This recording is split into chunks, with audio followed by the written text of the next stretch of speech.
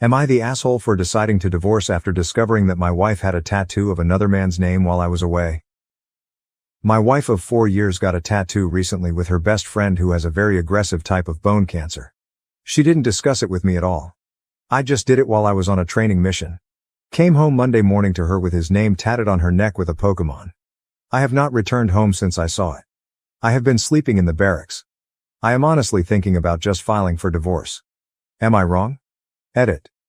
I have heard from a few of my neighbors that she basically moved him in for the 6 weeks I was away on a training mission. And left a few days before I returned. She is refusing to even discuss it. All she keeps saying is it has nothing to do with me and her. Update 1. She was served divorce papers yesterday at our previous home together. She thought it would be a good idea to involve both our families without giving them a reason or context. I filed for divorce after I got home from my last training mission. So as the parents called, I told them about the tattoo and her moving him in while I was gone. And let them deal with her. Relevant comments. OP added in the comments. Spoke with my CO about it. He said I should just let Jag handle the paperwork. And he will have me in a new duty station by Monday. He said a man can't live with that level of disrespect, and I agree with him. Comment 1. What did you say to her when you first saw it? And how did she react to you? OP, I asked her what she did. And she said I got a Pokemon tattoo and showed me. I saw his name on her neck, and I just went quiet and picked up my bags and walked back on base. Went and saw my CO and had a drink with him. Comment 2. If my partner puts any other name on his body than my kids, his family or me, it's a problem. They could have done a tattoo without a name and on a place that isn't so out of the open. The tattoo on itself isn't an issue, but the name and place is. OP, exactly. It hurts that she turned me down last year about getting matching tattoos to just get one with her Pokemon Go buddy. But it's not the tattoo that is the complete disrespect and disregard that it's a constant symbol of. Update 2. Got all my ducks in a row, as they say. Sat down and spoke with my future ex-wife. She honestly expects me to just step aside and let her play house with her friend. Pause our marriage, wait till they are done, then continue our life together like nothing happened. I can't live with her plan, so I'm getting divorced. Wasted nearly 6 years on her already, not wasting any more of my life on her. Will be in my new duty station by the end of June. A fresh start, I hope, and put all this behind me. Relevant comments. How has his wife tried to reconcile? She has been endlessly trying to just communicate with me. After she failed to contact me personally, she went to our parents and siblings, and when that failed, she started contacting friends and people in my unit, spouses of people in my unit. She is absolutely relentless, and it's always the same bullshit about how this is just temporary because he is not long for this earth. And I would do the same thing for a terminally sick friend. What does her family say about everything? No, they are not at all pleased. At first, her parents came at me because all she told them was I left her out of the blue after returning from a training mission. I told the truth about how she got a neck tattoo with her friend's name and had him living in our house while I was on my training mission. Update 3. This morning, my commanding officer pulled me from a training flight to inform me of my wife's death and got me on a flight back to North Carolina. Should arrive at my parents' house in about 8 hours. A month ago, I filed for divorce and changed duty stations and cut her completely out of my life. I didn't want to hear how this thing with her friend James was temporary and how our marriage would go back to normal after he passed. I am not suicidal or anything like that, but I am profoundly saddened. I keep thinking how 6 months ago we were happy and in love. And now she took her own life when I just didn't accept what she was doing for a friend who was dying from cancer. I am riddled with self-doubt and blaming myself for her actions. Thinking about everything and our parents having been friends for decades, she is now dead in the water, another victim of her delusion. I know these were all her choices but still feel guilty for her death. I don't know if hell is real or not, but I hope James ends up there for what he has caused. Update 4. Had a meeting with the funeral home today. She already set most everything up and paid for it a little over a week ago. We are having a memorial service at my in-laws' house on Wednesday. Her ashes will need to be picked up in a few days. I have a grief counseling session on Friday morning. Relevant comments. Comment 1. I'm sorry for your loss. Did she ever admit to cheating? I might have missed it. OP. A week or so ago my mother called me and confirmed she was almost 3 months pregnant, so that confirmed she was sleeping with him when I was away for 6 weeks. Comment 2. Wait a sec. She was taking care of a friend with cancer and you lost your shit over it, causing a divorce, and that plunged her probably into a depression and she took her life. Sounds like you were the problem here, not so much her. OP.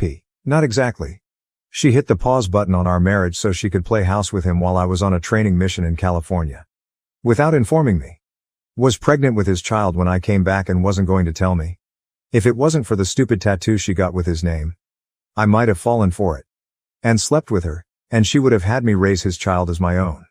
Comment 3. Oh, what a jerk. I'm so sorry. Now I think your wife committed suicide to join him in the other life.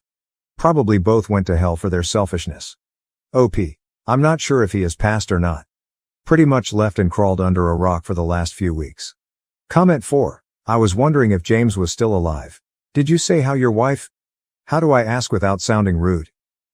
Killed herself. OP. Found out she wrote 10 letters to different people, including me. Then she emptied the medicine cabinet while her family was out. They came home, and she was in her bed and had passed away. Comment 5. What was the nature of her relationship with him? Was she giving him palliative care or having an affair with him? OP. He was still active as in up and around hell. As of last week he was still working at the card shop, I was told. So we'll say an affair. Now to the next story. Story 2. Am I the asshole for refusing to share my only gluten-free plate with a pregnant friend despite her cravings and emotional pleas at breakfast? I recently found out I have a gluten allergy. Which explains all of the stomach pains and aches I've had when trying to eat anything my whole life. Since finding out about the allergy, I've been making sure to avoid foods that contain even trace amounts of gluten, because even a small amount causes indigestion and in some cases vomiting. I was invited out to breakfast with some of my friends and I let them know of the allergy so we could pick somewhere that actually had food I could eat. The place we settled on is a really high-end breakfast restaurant that has a whole separate kitchen, or at least a section of the kitchen, for preparing their food without gluten. Which was a lifesaver since had that not been the case, I would have needed to skip the restaurant entirely. Included in my friends was a couple, who recently got pregnant. We can call them Emma and Via. Via is the one who is pregnant, and said she wouldn't be having much since she wasn't feeling very well due to the morning sickness. Everyone understood and offered to let her just have a few bites off their plates so she could still have something nice even if it was just a little. I didn't agree to this though, since if they were going to be sharing with each other, I couldn't take part. I explained to myself not feeling okay sharing since I'd just be giving food without getting any, and all my friends seemed to completely understand, as well as agree that was very fair. When the food came out, everyone was sharing and having a good time.